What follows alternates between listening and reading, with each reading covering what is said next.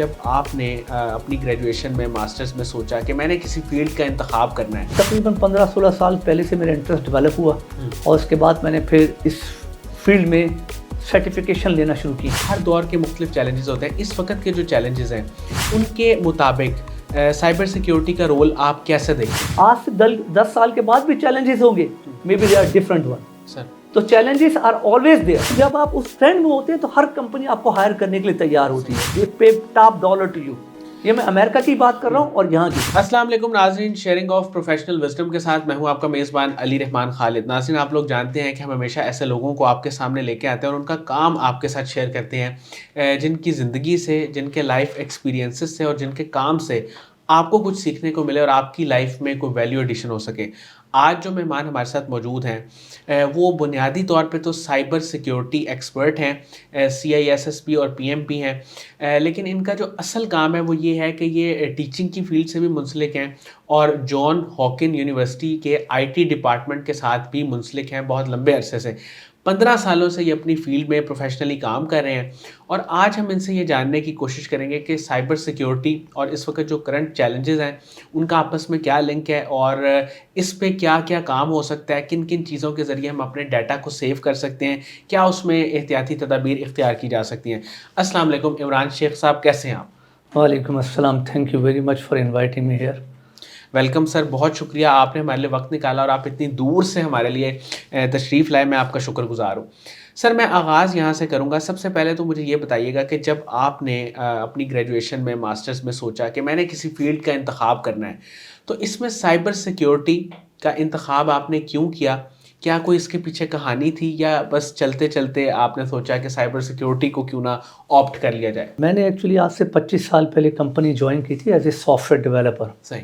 तो उसमें हम सॉफ्टवेयर डेवलप करते थे बड़ी बड़ी कंपनीज़ के लिए, जैसे IBM, Cisco system, Deutsche Telekom and. तो इन कंपनीज़ में जब मैंने सॉफ्टवेयर डेवलपमेंट में काम किया तो मैंने ये महसूस किया कि इंफॉर्मेशन जहाँ पर भी होगी उसको सिक्योर करना ज़रूरी है। बिल्कुल ठीक। अगर इंफॉर्मेशन सिक्योर नहीं है और गलत लोगों के हाथ चली जाएं तो वो एक बहुत बड़ा नुकसान है कंपनी के लिए, प्राइवेसी के लिए।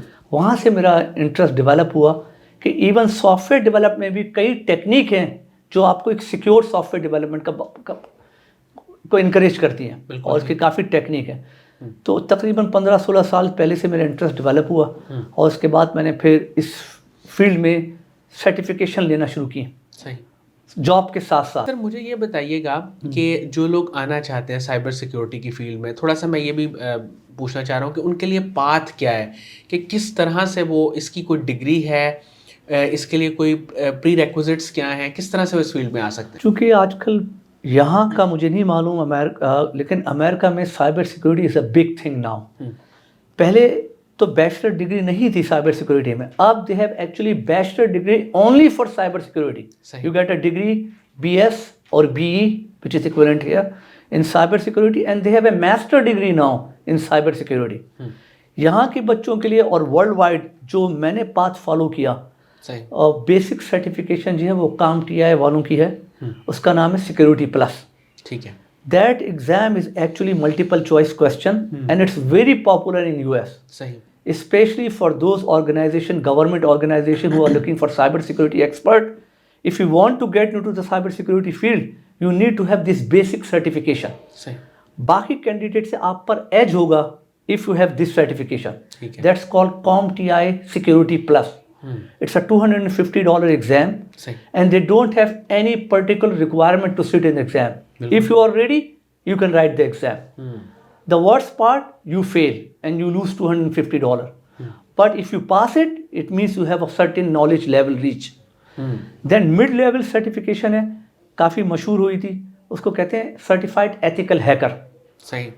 और द हाईएस्ट लेवल सर्टिफिकेशन है वो है CISSP, certified information security system professional. सही। लेकिन इसमें थोड़ी सी रिक्वायरमेंट ये है कि they can not even allow you to sit in the exam until you have related experience for 5 year. You have to prove that you have a 5 year experience. तो बच्चों के लिए, आजकल के नए स्टूडेंट के लिए मेरी सजेशन ये है कि पहले सिक्योरिटी प्लस अचीव करें। सही।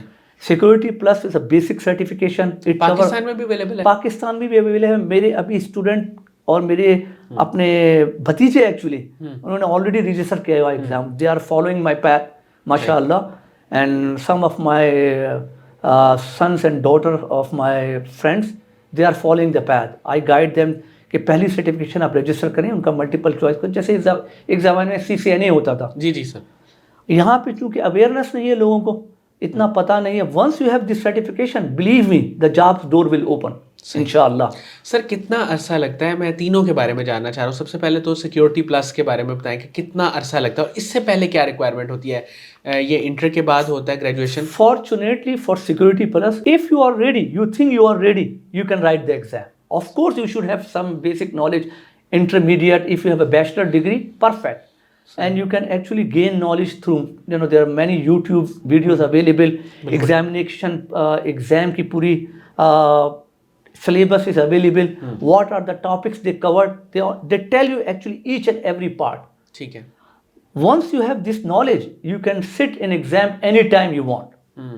Only catch is, if you are not prepared, you will lose $250. But you still have an option to write the exam again after 30 days period. So this is the basic certification. I recommend anyone who is pursuing degree in cyber security, pursue this certification. CEH is more hands-on, जिसको certified ethical hacker कहते हैं। आप उसमें hacker के mindset से जब उसके उस टाइप के क्वेश्चंस होते हैं, उसमें कमांड लाइंस होती हैं। लेकिन CISSP is more like a management.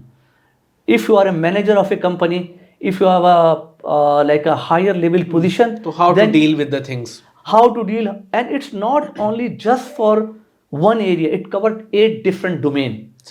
It even cover how you should build your data center, secure data center. They go even physical level also. And of course they cover 3 main actually part of cyber security, which is called CIA: confidentiality, integrity and availability. ये 3 topic हैं जो ये cover करते हैं।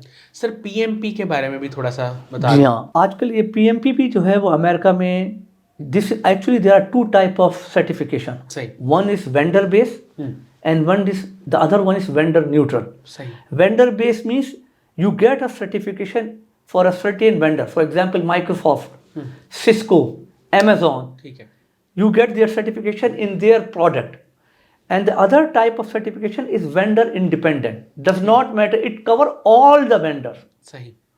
So PMP is also a general certification to managing project.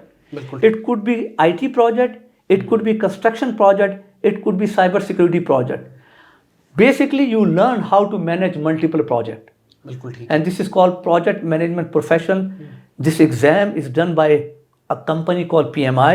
This is also a pretty expensive exam. And they don't allow you to sit until you have 5 years of experience. Sir ये अब हमने path पे तो काफ़ी detail बात कर ली, बाकी ज़ाहिर है कि जो जानना चाहते हैं हम आपके लिंक्स और चीज़ें शेयर कर देंगे अपनी प्रोफाइल में भी, ताकि वो आपसे रब्ता कर लें, आपसे हेल्प ले लें। अच्छा सर, मुझे ये बताइएगा, इस वक्त जो करंट चैलेंजेस हैं, हर दौर के मुख्तलिफ चैलेंजेस होते हैं, इस वक्त के जो चैलेंजेस हैं उनके मुताबिक साइबर सिक्योरिटी का रोल आप कैसे देखते हैं? देखिए, challenges different time different challenges. मैं अपने स्टूडेंट को यही कहता हूँ कि आप ये समझते हैं कि हम बस राइट अवे पहुंच गए, ऐसा नहीं है।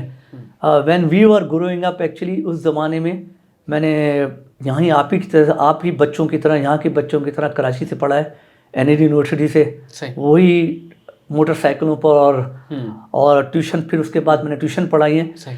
लेकिन उस ज़माने का जो चैलेंज था, जो मैं समझता हूँ, ये था कि हमें ये भी नहीं पता होता था कि कौन सी यूनिवर्सिटियाँ जो हायर कर रही हैं आपको और बुलाएंगी। तो हम क्या करते थे, ब्रिटिश लाइब्रेरी जाते थे और फिर उसके बाद अमेरिकन लाइब्रेरी जाके वहाँ एड्रेसेस लेकर आते थे और फिर उनको मेल करते थे। फिर वहाँ से जवाब स्टैंप लगाकर मेल करते थे और फिर वहाँ से जवाब आता था 1 महीने बाद। फिर हम भेजते थे, फिर वो कहते थे कि हमारे पास ये प्रोग्राम है। फिर हम उनके पास अपनी 3rd 7th सेमेस्टर तक की ट्रांसक्रिप्ट भेजते थे। फिर वो हमें I-20 भेजते थे। यकीन जानिए, इस पूरे प्रोसेस में पूरा साल लग जाता था। अब आजकल के बच्चे हैं, कंप्यूटर पे बैठते एक साथ 15 यूनिवर्सिटी पे एक दिन में अप्लाई करते थे। इस तरह देखे ना, डिफरेंट टाइम। अब क्या चैलेंज है कि इतना सख्त कंपटीशन है, पूरी दुनिया से लोग अप्लाई कर रहे हैं, बहुत मुश्किल हो गया एडमिशन मिलना। सही। उस जमाने में एडमिशन मिलना आसान था लेकिन रिसोर्सेज नहीं थी। अब क्या है कि रिसोर्सेज तो बहुत है लेकिन एडमिशन मिलना मुश्किल हो गया, टफ हो गया, कंपटीशन बहुत है। बिल्कुल ऐसे। तो मेरा हमेशा कहना यह है कि डिफरेंट टाइम डिफरेंट चैलेंजेस। सही। आज से 10 साल के बाद भी चैलेंजेस होंगे, may be they are different one. Sir तो challenges are always there, but you have to prepare yourself. Sir इस कंपटीशन में हमें हर वक्त इम्प्रूवमेंट की तरफ जाना है, तो इसका क्या तरीक़ेकार है, ये थोड़ा सा बताएं। देखें, पहला एक दौर था, अक्सर लोग कहते कि jack of all trade, a person knows everything. सही। अब वो दिन गुजर गए हैं। मास्टर, क्योंकि master, because if you are jack of all trade you are master of none. सही, ऐसे ही है। तो अब आपको एक एक्सपर्टीज लेनी है और उसमें आपको इतना एक्सपर्ट कर देना है कि दूसरे को उसके बारे में पता ना हो। You have to make yourself different than other. I will just give you one example ताकि ये मोटिवेशन होगी अपने बच्चों के लिए कि देखिए, जब everybody have their laptop and there computer runs on what, Windows, right. Windows के पास 90% कंप्यूटर किस पे चलते हैं, विंडोज पे। विंडोज का सॉफ्टवेयर है सारे विंडोज के, आपके पास Microsoft, Excel, everybody know how to run it. जब आप किसी कंपनी में जाते हैं इंटरव्यू के लिए, 10 कैंडिडेट हैं, उसमें से 9 को जो है विंडोज सबको आता है, 10 को विंडोज आता है।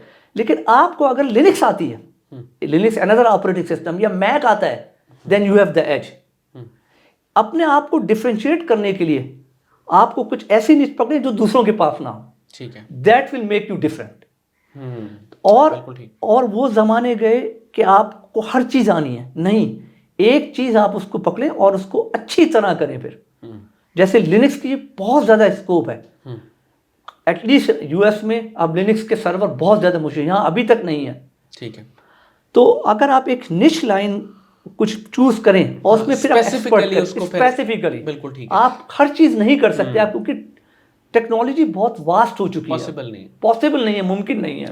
सर एस कर्व्स की आप बात करते हैं, इसके बारे में मुख्तसर मैं चाहूँगा थोड़ा सा आप बताएं। देखिए, एस कर्व का मतलब ये है कि टेक्नोलॉजी ट्रेंड, ठीक है, उसको कैसे आइडेंटिफाई करें। मैं सिर्फ आपको उसकी 3 एग्जाम्पल दूंगा। पहली एग्जाम्पल थी 1995। बहुत सारे बच्चे, आप पैदा भी नहीं होंगे इस वक्त, 95 में हुआ था। अच्छा, 95 में। उस जमाने में आपको पता है नया नया इंटरनेट आया था, ठीक है। जब इंटरनेट आए, इवन यूएस में, एवरीबॉडी वाज सरप्राइज कि भाई इंटरनेट है, और उसमें जो है सबसे बड़ी रिक्वायरमेंट थी, every company need what, a website. बिल्कुल, पूरी दुनिया में वेबसाइट बनना शुरू हो गई। तो that was a trend. Whoever joined that trend to make expertise making website, web development, they cash out, they make lot of money. वो ट्रेंड है, आप गूगल कीजिए, इसको कहते हैं एस कर्व।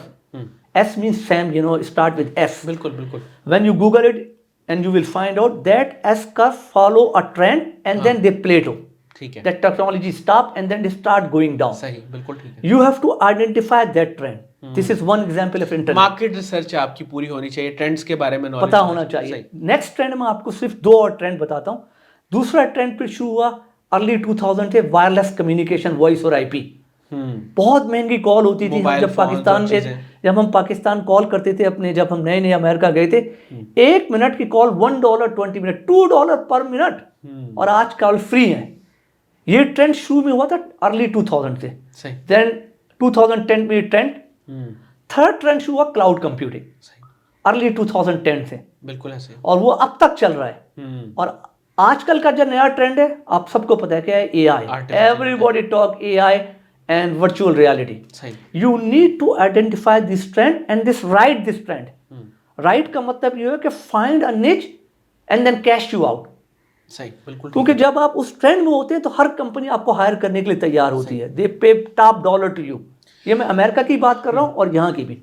सर इस वक्त अगर हम बात करें जो है हॉट आईटी जॉब्स की, आप चूँकि आपका एक्सपोजर है बाहर का भी, पाकिस्तान का भी, तो इस वक्त टॉप जॉब्स कौन कौन सी हैं आईटी सेक्टर में?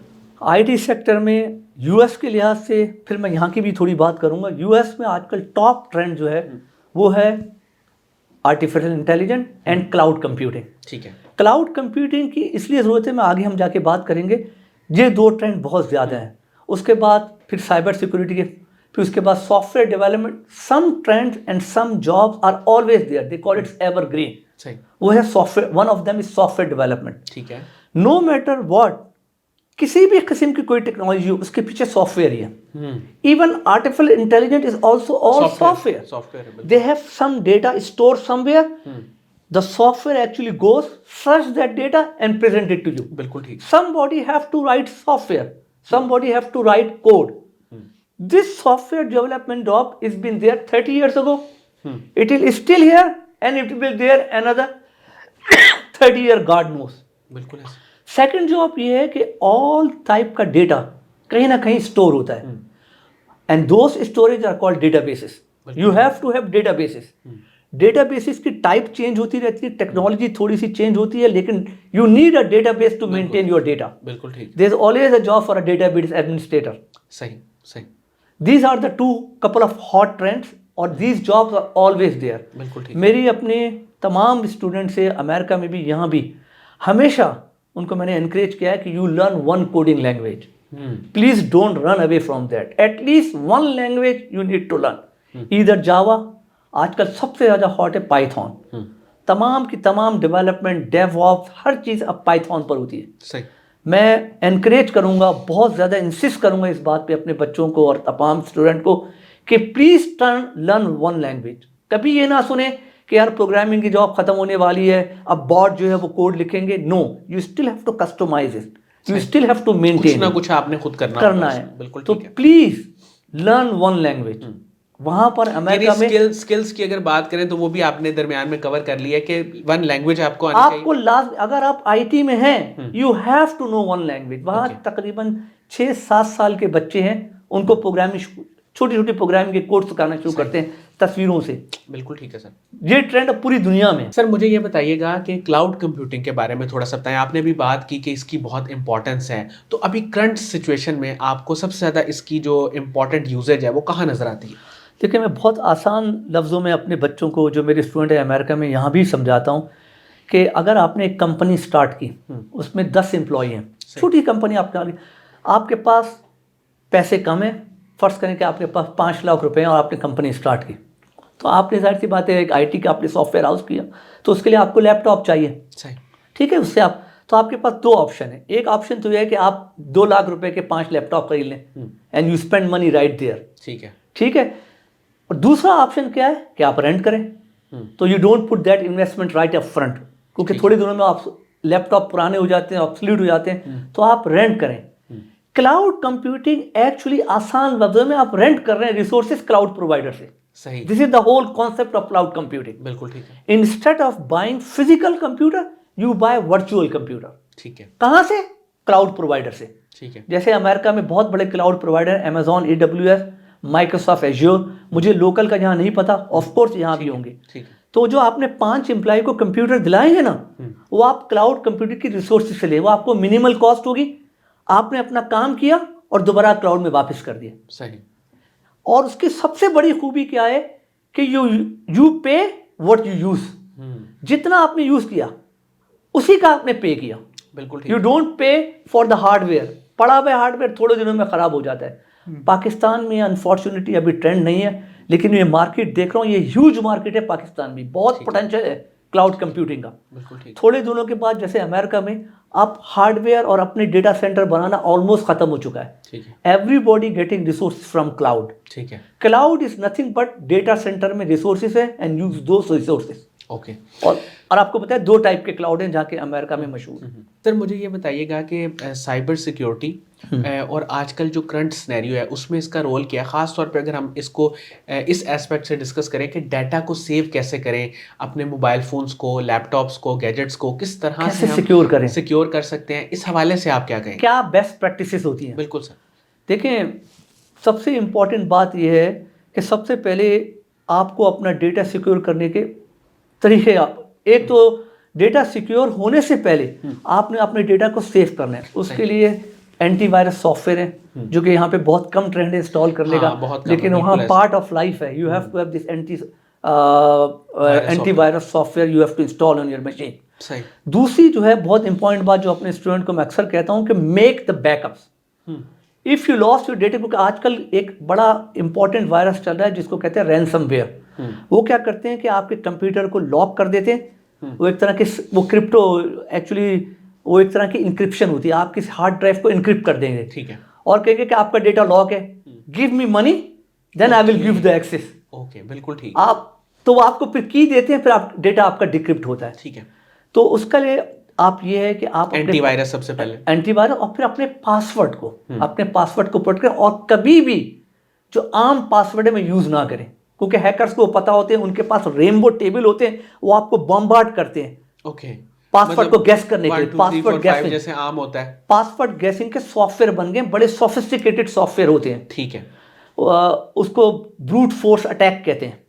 वो अटैक करते हैं सिस्टम के ऊपर, वो पासवर्ड को आपका एक्सट्रैक्ट कर लेते हैं। तो प्लीज कभी भी जो है डिफॉल्ट पासवर्ड यूज ना करें, जो मार्केट में मशहूर है 1 2 3 ABC 1 2 3, वो 1 मिनट में जो है वो हैकर्स उसको डिकोड कर देते हैं। ये बहुत इंपॉर्टेंट बात थी, बिल्कुल ठीक है। और दूसरी बात ये है कि जब आप क्योंकि आप हर एक को पासवर्ड से पासता है, आपकी घर में आपका फोन सिस्टम है, आपकी जीमेल अकाउंट है, हर जगह यू नीड पासवर्ड, राइट? बिल्कुल सर। तो आप पासवर्ड की एक टेक्निक जो मैंने सीखी है, और मैं अपने दोस्तों को रेकमेंड करता हूं कि आपका कोई दोस्त है जिसका नाम है फरहान, आप फरहान का नाम यूज करें, लेकिन आप कहें कि मेरा कजन फरहान पासवर्ड में डालें, फरहान का कैपिटल यूज करें। मैं सिर्फ एग्जाम्पल दे रहा हूं। हाँ। ए की जगह @HAN 1 2 3 4 5, आप वो पासवर्ड याद भी है आपके जहन में, और बहुत कॉम्प्लेक्स पासवर्ड भी है, कोई गैस भी नहीं करेगा। बिल्कुल ठीक है, सीधा सीधा होगा तो वो उसके चांसेस हैं। लेकिन आपको याद होगा कि मेरा फरहान दोस्त है और उसको मैंने थोड़ा सा चेंज किया हुआ है। ठीक है। इससे क्या होता है कि आपको पासवर्ड लिखने की जरूरत नहीं पड़ेगी, क्योंकि आप जहां लिखेंगे पासवर्ड, वहां अगर किसी ने तो फिर वो नुकसान है। बिल्कुल ठीक है। तो ये एक थोड़ी सी टेक्निक है, आप इस तरह का यूज करें कि जो सिर्फ आपको पता हो, और उसमें से थोड़ा सा आप उसमें थोड़ा सा ट्विस्ट डाल दें। ठीक है, बिल्कुल ठीक है। इससे ये पासवर्ड की याद करने की टेक्निक है। सर और मजीद इसमें क्या चीज़ें आ जाती हैं जिससे हम डाटा को प्रोटेक्ट कर सकते हैं? देखिए, एक इम्पॉर्टेंट बात ये है कि जब आप घर के अंदर आप एक राउटर लगाते हैं वाईफाई का, हाँ, तो सबसे बड़ी गलती ये करते हैं ना कि उसका एक डिफॉल्ट एडमिन और पासवर्ड है वो चेंज नहीं करते। आप जो भी इक्विपमेंट लेंगे, IoT डिवाइस लेंगे आप घर के अंदर, जो वहाँ अमेरिका में तो बहुत है ट्रेंड, आप बहुत सारी डिवाइसेस घर में रखते हैं, एक्ो है, एलेक्सा है, उसमें एक डिफॉल्ट लॉगिन इन पासवर्ड होता है, एडमिन और पासवर्ड होता है, वो चेंज नहीं करते हम लोग। ठीक है। तो क्या करते हैं कि हैकर जब आपके सिस्टम में आते हैं, वो आपका डिफॉल्ट लॉगिन और पासवर्ड डालते हैं, फौरन सिस्टम के अंदर चले जाते हैं। सही। आपने पहला काम क्या करना है कि आपके पास जो भी डिवाइसेस हैं उसकी default login in password change करना है। यानी ईमेल और गैजेट्स का तो करना है, लेकिन जो इंटरनेट डिवाइसेस हैं उनका भी करना है, लाजमी करना है, क्योंकि एक दफा जब वो आपके वाईफाई पे आ गया कोई हैकर, तो आपके तमाम डिवाइस को कंट्रोल करेगा, क्योंकि सारी चीजें वहां से कनेक्ट करते हैं ना। सही। तो ये टेक्निकल पॉइंट अक्सर लोग ओवरलुक कर जाते हैं। ठीक है। You have to change your default password. Sir आखिर में कोई यंगस्टर्स को आपकी तरफ से मुख्तसर मैं चाहूँगा कोई मशवरा, कोई एडवाइस, कोई गाइडेंस, जो लोग एक तो ज़ाहिर है डाटा के वाले से तो आपने बात कर ली कि साइबर सिक्योरिटी का आगे स्कोप क्या है, स्किल्स पे भी आपने बात कर ली, लेकिन स्कोप के हवाले से मैं चाहूँगा थोड़ा सा मुख्तसर आप बता दें। देखिए, अब पूरी दुनिया में जहाँ पे भी इंफॉर्मेशन होगी इसको सिक्योर करना है। सही। पुराने ज़माने में फाइलें होती थी पेपर की, उसको आप कहीं स्टोर करते थे, वहाँ आग लग जाती थी, पता चला सारा डेटा लॉस। बिल्कुल यही कॉन्सेप्ट है, अगर आपने उसको सही जगह सेफ नहीं किया और वो लॉस हो गया, इट्स अ बिग लॉस। वहाँ पे इस तरह की कंपनीज है जिनका डेटा लॉस हुआ, उनके कस्टमर का डेटा लॉस हुआ, बाय लॉ उनको अनाउंस करना पड़ता है, they have heavy fine, they went bankrupt, they are out of business. तो साइबर सिक्योरिटी, डेटा सिक्योर के अलावा कोई चारा नहीं है। ठीक है। जैसे जैसे दुनिया आगे बढ़ेगी, जहां जहां डेटा जमा होगा उसको सिक्योर करना जरूरी है। बिल्कुल ठीक है। आईटी है तो अब साइबर सिक्योरिटी है, उसके बगैर अब कोई कॉन्सेप्ट ही नहीं है। बहुत बहुत शुक्रिया इमरान शेख साहब, आपने हमारे लिए वक्त निकाला, आप इतनी दूर से हमारे लिए तशरीफ़ लाए, मैं फिर से एक बार आपका शुक्रगुजार हूँ। नाज़रीन, मुझे उम्मीद है कि इनकी गुफ्तगू से आपने बहुत कुछ सीखा होगा, ख़ास तौर पे जो साइबर सिक्योरिटी की मुख्तलिफ डोमेन्स में जाके इन्होंने कॉम्प्रिहेंसिव गुफ्तगू की, उससे आपको बहुत फ़ायदा हुआ होगा। इसके साथ ही इजाज़त दीजिए, इंशाल्लाह दोबारा हाज़िर होंगे एक नए इंटरव्यू के साथ। तब तक के लिए अल्लाह हाफ़िज़।